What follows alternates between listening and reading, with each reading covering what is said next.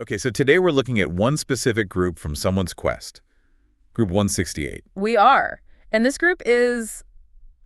It's a real head-scratcher in terms of variety. The lineup alone is something else. Lay it on us. Who's in this group? All right, first up, Solitude, standing by Suzanne Vega.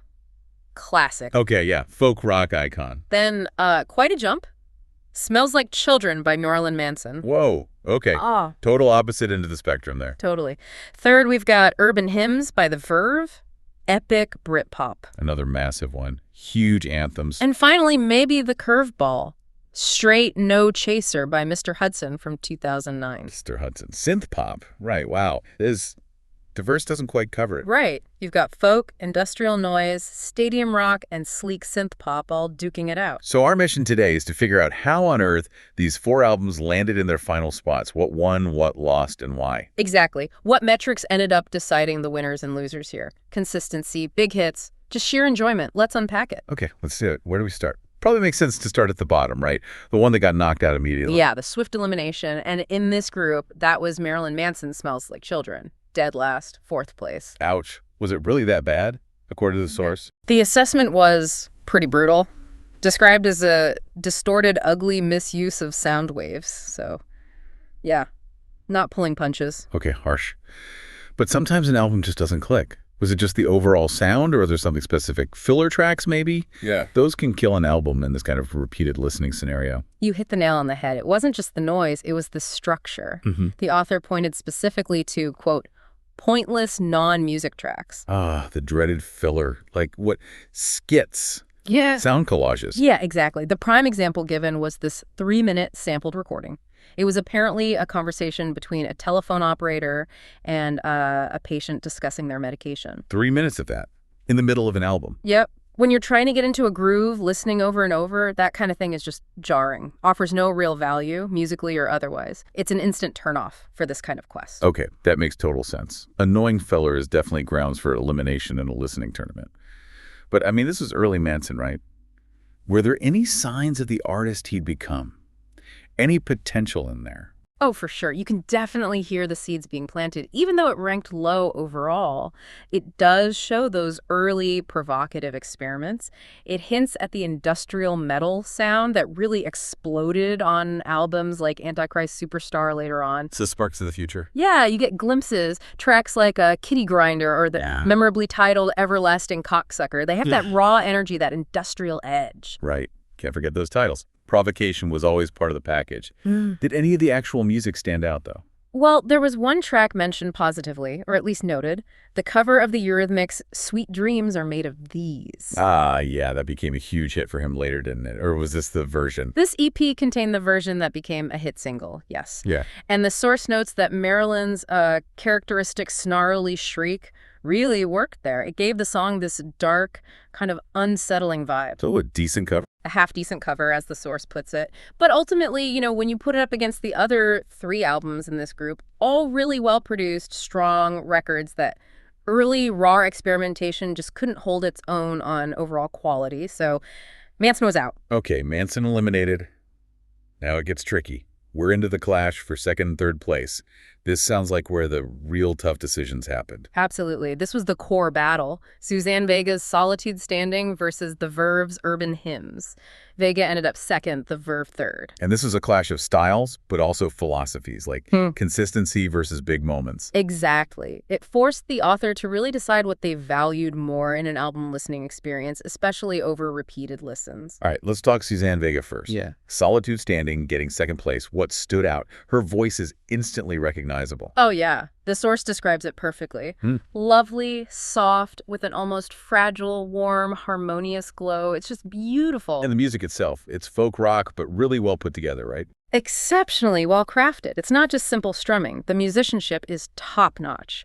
Really expert percussion, great guitar work. It's designed to hold your attention. Any specific moments highlighted? Yes, actually. There's a mention of a truly excellent Pink Floyd-esque piece of guitar on Calypso, which, you know, lifts it beyond just typical folk. Pink Floyd-esque. Okay, high praise. And we know the author loved the single Luca, right? Called it their favorite song from all 4 albums. That's correct. Luca was the standout favorite track. But here's the key thing for the ranking, so. The reason Vega secured second place was because of, and this is a quote, a higher persistence of quality throughout. Consistency. So it held up better on repeat listens compared to the Verve. That seems to be the logic. Which brings us right to urban hymns. Talk about a contrast. Vega is stripped down, warm. The Verve is described as a full-on swampy wall of sound. Swampy. That sounds kind of negative. Well, it could be, depending on your taste, I guess. The source did say that on some tracks, like Catching the Butterfly, it felt like your ears are swimming through mud. It's dense, heavy. And very much of its time, right? Britpop peak. Comparisons to Oasis. Definitely. The source notes it picked up the baton from Oasis's What's the Story. Even points out a bit in The Rolling People, that sounds like the best Liam Gallagher impression you've ever heard. Okay, but hang on. Urban Hymns has some absolutely monumental songs. We can't just brush past those. No, absolutely not. And the source acknowledges that. Richard Ashcroft's songwriting then was just incredible. You've got The Drugs Don't Work, Lucky Man, and of course, Bittersweet Symphony. I mean, that song is legendary. The author even called it their university anthem. Undeniable anthems, huge cultural impact, brilliant songs, which makes its third place finish even more pointed. So why? Why did it fall behind Vega's consistency if the peaks were so high? Does this system penalize albums with maybe more ambition, more variance? That's the million-dollar question, isn't it? And the synthesis here is pretty clear. Yes, those highs were sublime, but, and I quote again, the troughs severely dent the overall quality. So the weaker tracks really pulled it down, the muddy bits. Exactly. Those weak passages of material, as the source calls them. When you compare it directly to Vega's almost flawless execution start to finish, the Verve's inconsistency hurt it. Even with Bittersweet Symphony in its corner. Even then. In this specific quest, for this listener, the overall less consistent journey meant it was ultimately less enjoyable on repeat than Vega's focused craft. Consistency beat impact. Brutal, but that was the call. Wow. Okay. Tough call indeed. But neither of them won the group. Which brings us to the number one spot. The surprise winner. The Dark Horse. Taking first place in Group 168, Mr. Hudson's Straight No Chaser. I have to admit that's genuinely surprising, beating both Vega and the Verve. How? It really does defy expectations, doesn't it? When you've got the craft of Vega and the sheer iconic status of the Verve's hits, you'd assume one of them would clinch it. So what was Mr. Hudson's secret weapon? It seems to boil down to a shift in criteria for the top spot. Maybe away from historical weight or even pure craft, and towards, well, sustained entertainment value. Modern polish. Okay, tell me more about the album. The source calls it fresh synth pop. What made it stand out? A few things. First, Mr. Hudson himself. He's credited as producer and songwriter for most of it. That gives it a really cohesive feel, a clear vision. He knew the sound he wanted. And he executed it well. Flawlessly, according to the source. It's described as sonically interesting, not just simple pop. There are little piano details, lots of melodic ideas packed in. And a specific sound engineering aspect was mentioned. Yeah, heavy use of sampled, synthesized sounds, especially using his own voice. It gives it a unique texture. It sounds big, clean, modern, and importantly, catchy. In a competition like this, that immediate appeal counts for a lot. And didn't it have a pretty major guest star? That must have helped. Oh yeah, you can't ignore the Kanye West factor. That definitely boosted its profile in sonic variety. How was Kanye involved? Producing, rapping. Both, actually. He's listed as producer and singer on the big single Supernova. That track alone gives it huge credibility and a great sound. And he rapped too. Yep. He drops a verse on another track, Anyone But Him, which is more of a dance pop kind of thing. So you get this high-level collaboration, adding different flavors. It makes for a really dynamic listen compared to, say, the consistent folk of Vega. So pulling it all together, the reason Mr. Hudson won was it was just more fun to listen to repeatedly. That seems to be the core logic. Despite the acknowledged quality of Vega and the undeniable peaks of the Verve, the overall experience of tracks like Supernova, Stiff Upper Lip, Everything Is Broken, it just added up. It was consistently entertaining. Exactly. Much more entertaining to listen to is the direct quote. It's fun, it's slickly produced, it's surprising.